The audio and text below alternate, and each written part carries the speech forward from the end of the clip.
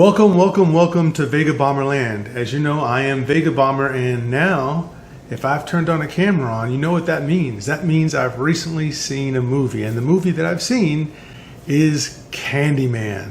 Alright, so Candyman. People are talking about whether this is a soft reboot or remake or all of that. I think it's more of a soft reboot, but the original was in 1992. Everybody loves that one because of Virginia Madsen's turn at it, and Tony Todd, one of the most famous monsters in that monster pantheon, up there with Jason and Freddy and all of them, right? And so here we are, 2021, with the soft reboot of Candyman. Now, Candyman this time around is directed by Yahya Dacosta. This is a story that was written in part by Jordan Peele, and he also produced this as well, this film, Candyman 2021. It stars Yahya Abdul Mateen II as Anthony. Teyonah Parris, who we also know and love as Monica Rambeau, is Brianna, the girlfriend Brianna. And Coleman Domingo plays Bert. And then, of course, the sister to Teyonah Parris is Nathan Stewart-Jarrett. He plays Troy. The person in this film that's the comic relief, but not overdone. So what's the synopsis? The synopsis is a starving artist, Yahya Abdul Mateen II, is kind of in a dry place in his artwork, but he gets the idea, gets turned on to by Bert, this whole urban legend of the Candyman, something that was kind of kept from him that he didn't really know much about. So he dives in so he can get some new inspiration for his new artwork. So there he learns the secret. If you say Candyman in a mirror 5 times, Candyman will appear in the mirror and kill you. That's your story. So let me start with the pros. So the pros here, I would say, is the visuals. I think the visuals are stunning. I like the fact that they're using this paper mache type background to kind of, when they're trying to illustrate the story, they do that rather than flashing back and giving real characters doing it. So I thought that was pretty good, since this is about an artist.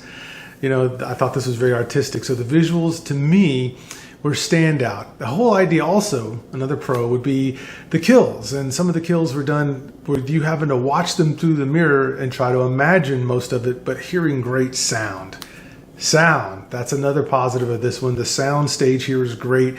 When there's not a certain pulsing score, there's just sounds that just sound agitating kind of in the background, and you hear clanking as if it's the claw, his hook, Candyman's hook hitting things. And so if you're in a big theater, I saw it in Dolby, you hear just these rumblings. It sounds like a record player in the background, and it's just unnerving stuff, but it's there.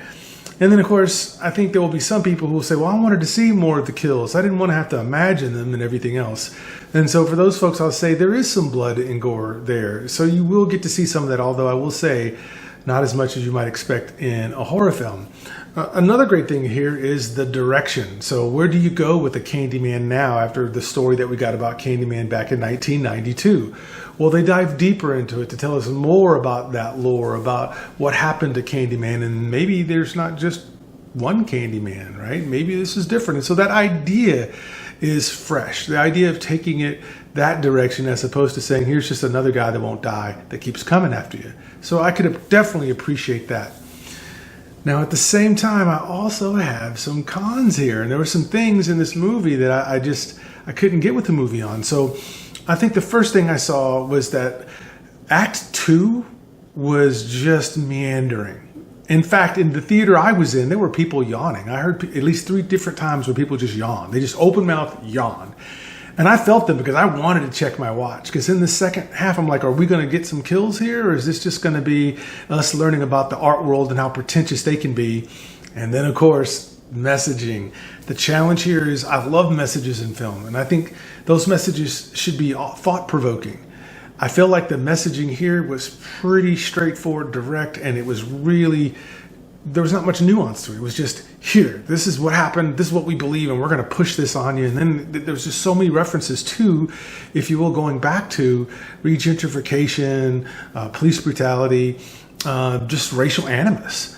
And those are good topics. You do need to talk about them. But at some point, the context here is this is a horror film. So you're going because you want to hear the horror film. You want to see things that happen in a normal horror film. So at some point, I was just kind of like, well, you know, this is kind of meandering a bit here in the second act. It is kind of boring through this part. But I know there's more here. There's got to be more. And Nia Dacosta is definitely setting us up for something. So that brings me to another dislike, which is that third act. The third act seemed like, oh boy, well, since we took so much time to plod through the first 2 acts, let's just tie it all up real quick and just start hitting you with a bunch of things. And so they happen, and I could see why some of the choices were made, but what I didn't like was the execution of them. Also, the main characters, Anthony and Brianna, there's some huge backstories there that they show a little bit and then just step away from it. And you don't go back to it.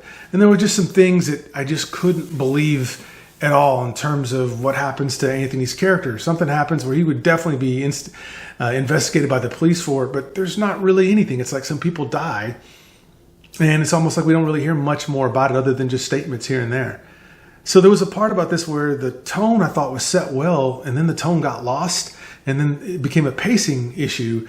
And then I'll say that the final thing that I really didn't appreciate or didn't really care for in the film is this film is just not scary at all. It's just not. You can literally sit through it and not jump at all because there's just nothing there really that's just horrifying at all. Now, that's also a positive, so I left the positive out. The fact that there's maybe only 1, maybe 2 jump scares. And I hate jump scares because they're cheap. This film was good in that. I know I'm going back to the positives again. It was good that there wasn't a lot of jump scares in it. I counted just 2. And 1 very flagrant, but that's about it. So with all that, what's my overall synopsis?